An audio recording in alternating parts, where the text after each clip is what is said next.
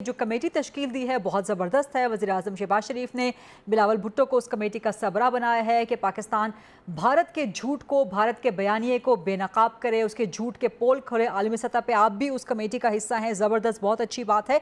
इस कमेटी की स्ट्रैटेजी क्या है? पाकिस्तान के बयानिए को जो मार्का हक है, जो ऑपरेशन बुनियानुम मरसूस है, उसकी एक नई डायमेंशन कि अब आलमी सतह पर भी पाकिस्तान भारत को सुकून की नींद सोने नहीं देगा। लेकिन स्ट्रैटेजी क्या होगी इस कमेटी की? कि पाकिस्तान ने कभी कोशिश नहीं की है कि भारत की नींदें खराब करें, किसी की नींदें खराब करें, ना जंग मुसल्लत करने की, ना कभी हमने पानी का कोई हथियार बनाया, ना हमने कोई ऐसी पेशकश में पीछे हटे जहां दहशतगर्दी हो, चाहे कोई भी इशू हो।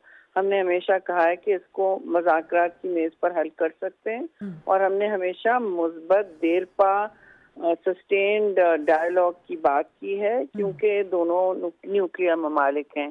तो नींदें वो निकले थे हमारी खराब करने, हो गई उनकी, इसलिए हो गई क्योंकि वो अग्रेसर रहे और उन्होंने बगैर बिला इख्तियार हमला कर दिया, बगैर किसी प्रोवोकेशन के सिविलियंस पे हमला किया। फिर आप देखते रहे क्या किस तरह ये जंग चली है और पाकिस्तान ने जो जवाब दिया है तो वो उनको शज़्ज़र छोड़ गया। तो अब वो भी एक बहुत बड़े डिप्लोमेटिक ऑफेंसिव पे निकले हैं। तो ज़ाहिर पाकिस्तान ने तो वैसे ही करना था, क्योंकि ये बहुत अहम मौका है पाकिस्तान के लिए। पानी की उन्होंने ट्रीटी से एक तरफा एग्जिट खुद कर दिया है और फिर कोई कभी कुछ कहते हैं कभी कुछ, बल्कि जारहाना एक रवैया जारी है।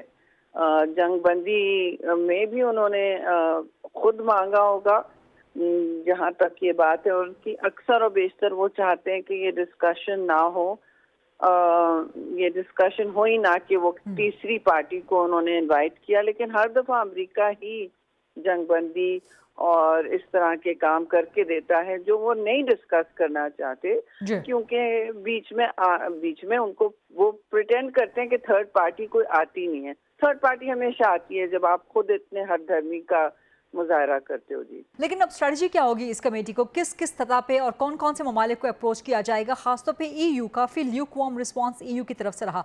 अमेरिका तो बीच में डेफिनेटली सालिस का किरदार रहा, चीन का किरदार बहुत अहम है, दीगर ब्रदरली एंड फ्रेंडली कंट्रीज़ का, बरतानिया का बड़ा अहम किरदार।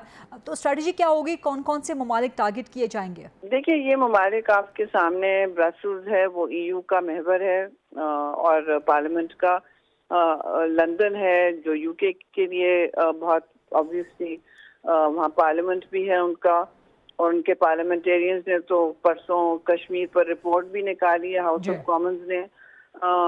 तीसरा मुझे बताया गया है कि फ्रांस भी ऐड हुआ है जी। तो ये एक तरफ है, फिर अमेरिका भी जाएगी एक अलग कमेटी। तो ये सारे फैसले कल होंगे जी शाम को। राइट। सेनेट में आज आपने बड़ी ज़बरदस्त स्पीच भी की और आपसे पहले अपोजिशन ने भी तकरीर की और उसमें उन्होंने ये नुक्ता उठाया कि जो अपोजिशन के किसी मेंबर को इस कमेटी में शामिल नहीं किया गया। तो क्या ये कमेटी रिकंस्टिट्यूट होनी चाहिए? हो सकती है? आपका इस पे क्या है व्यू पॉइंट कि क्या एक अपोजिशन को भी इसमें शामिल करना चाहिए ताकि एक नेशनल हॉलिस्टिक अप्रोच के साथ एक कमेटी जाए, या सिर्फ हुकूमत की ही कमेटी रहनी चाहिए? ये कमेटियाँ हमेशा दुनिया भर में एक पार्लियामेंट की कमेटियाँ होती हैं, एक हुकूमत की कमेटी है। ये हुकूमत की कमेटी है। पार्लियामेंट बेशक और ज़रूर अपनी मुअस्सर कमेटी बनाए और मैंने उनको सपोर्ट किया कि पार्लियामेंट की कमेटी में वो भी ज़रूर हिस्सादार हों। आज उन्होंने बल्कि अपोजिशन ने तो अच्छा किरदार अदा किया, मुस्बत किरदार अदा किया। चाइल्ड मैरिज बिल में मुझे सपोर्ट किया उन्होंने, तो बिल तारीखी तौर पर पास हुआ है जी आईसीटी के लिए। तो आप समझती हैं कि ये सिर्फ हुकूमती कमेटी है, इसमें हुकूमत के ही मेंबर्स होने चाहिए? तो अपोजिशन की कोई अलग कमेटी बना दी जाए, या अपोजिशन जिस तरह उन्होंने कहा कि हम अपने ज़ाती खर्चे पे जाएंगे, पाकिस्तान का मुकदमा लड़ेंगे? अजीब सी बात है जी, जरूर वो अब मैं नहीं माहौल नहीं खराब करना चाहती खरीदा। If you want to talk about उनका किरदार क्या रहा है, मैं इसमें नहीं पढ़ना चाहती। आप जरूर उनसे पूछ लें वो क्या चाहते हैं। पार्लियामान की कमेटी उनको कह दिया गया है बनाएगी। जाहिर है वो हुकूमत की कमेटी में नहीं हो सकते।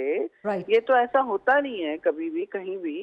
पार्लियामान कमेटियां बनाएगा, स्पीकर साहब आए वो बनाए, ठीक है ना।